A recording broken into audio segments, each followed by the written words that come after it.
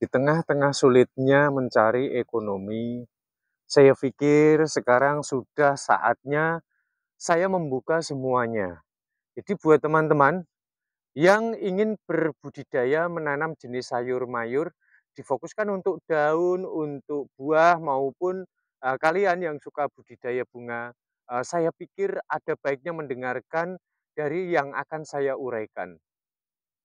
Untuk mencapai dalam sebuah kesuksesan, hasil panen yang jauh lebih baik, lebih melimpah, kita harus tahu terlebih dahulu ya teman-teman. Nah, kalian boleh menanyakan pada peneliti lain ya, yang mereka meneliti. Jadi seperti ini, tanaman ini atau tanaman apapun tidak akan mampu untuk hidup tanpa adanya binatang yang berada di dalam tanah. Nah, dari sinilah nanti yang akan kita kembangkan. Kok bisa Bang? Iya bisa. Jadi kalian silahkan tanyakan pada mereka yang suka pegang mikroskop ya, yang dapat melihat seperti bakteri-bakteri baik. Mikroorganisme ini adalah sejenis hewan kecil sebesar bakteri ataupun sebesar virus, dan ini menjadi pengurai tanah atau menjadi pengerat tanah. Sehingga tanah ini nanti akan selalu tetap gembur dan akan tetap selalu lembab. Nah, maka dari itu kita harus memperdulikan itu. Kalian juga wajib tahu kenapa di era zaman sekarang ini ya, kalau bercocok tanam tanpa menggunakan pupuk instan, itu tidak akan bisa tumbuh dengan subur. Nah, padahal kalau kita mengetahui kunci rahasianya, kita tidak memerlukan barang-barang seperti itu. Karena kalau bercocok tanam, dari awal kita sudah menggunakan barang yang salah, ini dapat mengakibatkan keadaan media tanam ataupun tanamannya justru nanti akan lebih parah. Sifat ketergantungan yang akan seperti mata rantai jadinya. Saya akan uraikan dengan bahasa kalimat yang sederhana ya teman-teman. Jadi dalam pengelolaan lahan, kalau zaman dulu kenapa tanah dibiarkan lerai ya, ketika habis dicangkuli dibiarkan dulu. Karena ingin mengetahui gulma apa, rumput-rumput liar apa yang tumbuh di media tanam yang sudah dicangkuli. Kalau jenis rumputnya ini rumput yang dapat menghasilkan buah, maka akan teramat sangat cocok jika media tanam yang sudah disiapkan ditanami tanaman yang berbuah ataupun sayuran yang berbuah. Tapi kalau menghasilkan seperti rumput teki, rumput-rumput yang seperti menghasilkan kentang ya, ketika dicabut kayak gini kan suka ada mentol di bawah ya, jadi ada umbi. Ini tanah keinginannya untuk memperbarui struktur dirinya yang rusak atau yang mudah mengering, berarti dia lebih suka, lebih dominannya ditanami dengan tanaman berjenis umbi-umbian. Nah, kalau sudah demikian kita mengerti dengan kemauan ataupun keinginan tanah, maka sudah saya pastikan hasil panen pasti akan melimpah tanpa harus kita melakukan perombakan media tanam yang signifikan. Contoh media tanam yang bagus untuk bercocok tanam jenis sayur mayur berbuah, tomat, jagung, dan timun, dan yang lain sebagainya. Ini adalah salah satu contoh gulmanya adalah gulma rumput meniran, itu kan ada buahnya ya. Ciplukan itu ada buahnya, berarti media tanam tersebut sangatlah bagus kita pakai untuk bercocok tanam jenis buah-buahan. Namun terkadang hasil panen tidak sesuai dengan yang diinginkan, karena yang kita ingin dan yang diinginkan oleh bumi, kita ini kurang respon, kita kurang bisa mengerti. Jadi ada perbedaan cara bercocok tanam orang zaman dulu dengan orang zaman sekarang ya. Kalau zaman dulu seperti ini ya teman-teman, kalau banyak rumput-rumput yang tinggi-tinggi dibabat dulu ya, kemudian dilakukan pencangkulan. Setelah dilakukan pencangkulan, dilakukan sebuah penyortiran dari gulma-gulma ataupun rumput, dikumpulkan kemudian dibakar atau dikumpulkan kemudian dilebur. Nah, kemudian dijadikan sebagai pupuk kompos lagi. Kalau zaman sekarang tidak. Sebelum dilakukan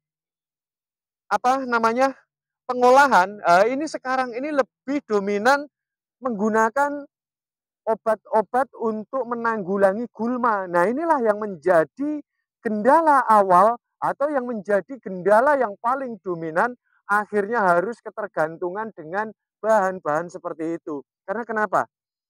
Jadi media tanam kita ini, bakteri baiknya ini banyak yang mati. Maka dari itu, sedangkan seperti ulasan saya di awal ya, kalau bakteri banyak yang mati, hewan banyak yang mati, bagaimana media tanam ini akan bisa tetap selalu gembur?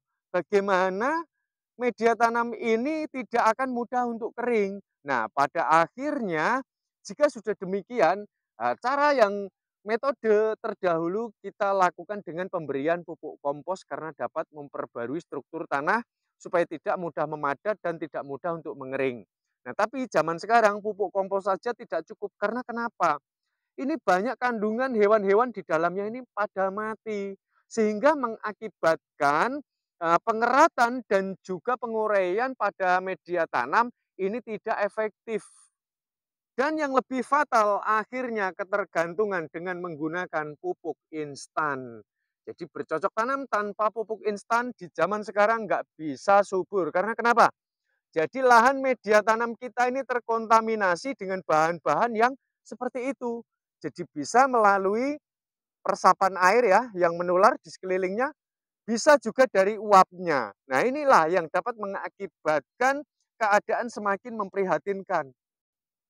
Karena perlu diketahui teman-teman, jadi dengan penggunaan pupuk instan ini dapat menggantikan bakteri baik yang dapat menciptakan unsur hara. Tapi unsur hara hanya sifatnya sementara karena tidak alamis. Maka dari itu pemupukan jika sudah menggunakan pupuk instan tidak cukup sekali dilakukan. Kalau sekali karena itu hanya merupakan sebuah barang yang instan ya, yang sifatnya sementara, maka harus dilakukan pemupukan ulang. Nah, jika sudah demikian, semuanya kita menggunakan serba instan, mau tidak mau kandungan-kandungan gulma yang harusnya ini dapat memberikan nutrisi pada tanaman, dapat memberikan perlindungan karena di dalam kandungan gulma-gulma ini banyak zat-zat yang tidak disukai oleh hama penyerang. Jadi kalau kita mengerti dengan cara bercocok tanam secara alami, otomatis akan seperti ini. Jadi penyerangan hama ini secukupnya, dia tidak akan mau berlebih. Nah, karena di awal kita sudah salah mindset dulu, memusuhi gulma, membasminya dengan obat-obatan yang serba instan. Kemudian juga diberikan pupuk, pupuknya ini juga pupuk instan. Akhirnya banyak pula yang tambah keok ya, bakteri-bakteri maupun hewan-hewan yang berada di media tanam pada akhirnya ya gulma-gulmanya mati, terus kemudian bakteri baiknya mati, otomatis seperti binatang semut, nah, dia dengan asiknya saja dia merambat ya, karena nggak ada gangguan bakteri, sehingga dia merasa aman, tidak ada musuh, dan dia dengan bebasnya manggil teman-temannya. Terlebih, dalam kandungan tanaman tersebut tidak ada zat-zat yang dia takuti, wah tambah semakin menjadi. Maka di zaman sekarang, kalau tidak menggunakan semprot yang instan itu, hamanya banyak banget karena penanganan yang salah dari awalnya. Nah, saran saya buat teman-teman, jika ingin kalian mencapai hasil panen yang lebih baik ya, lebih baik yuk kita kembali ke dalam teknik menanam di era zaman dahulu. Jadi ini masih belum terlambat ya untuk memperbaiki semuanya. Walaupun yang kita sadari mencegah lebih baik daripada mengobati. Nah, makanya media tanam ini sampai saya angkat ke atas teman-teman ya. Karena supaya tidak terkontaminasi.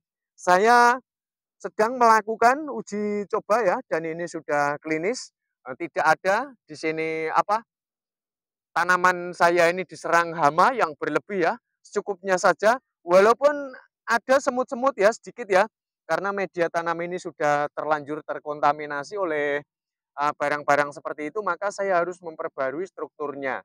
Nah, dan nanti akan hasil panen yang berikutnya pasti akan lebih baik. Demikian selanjutnya. Baiklah teman-teman, saya rasa sampai sini ya. Jadi kita sekarang sudah mulai mengerti. Jadi teknik menanam dengan sistem alamiah, sistem zaman dahulu, dan sistem milenial perbedaannya letaknya ada di mana. Dan kerentanannya saya pikir kalian juga sudah mengerti semuanya. Baiklah, Saya rasa sampai di sini dan kita jumpa pada tutorial ataupun tips-tips bermanfaat selanjutnya. Salam cinta tanaman, salam cinta alam semesta.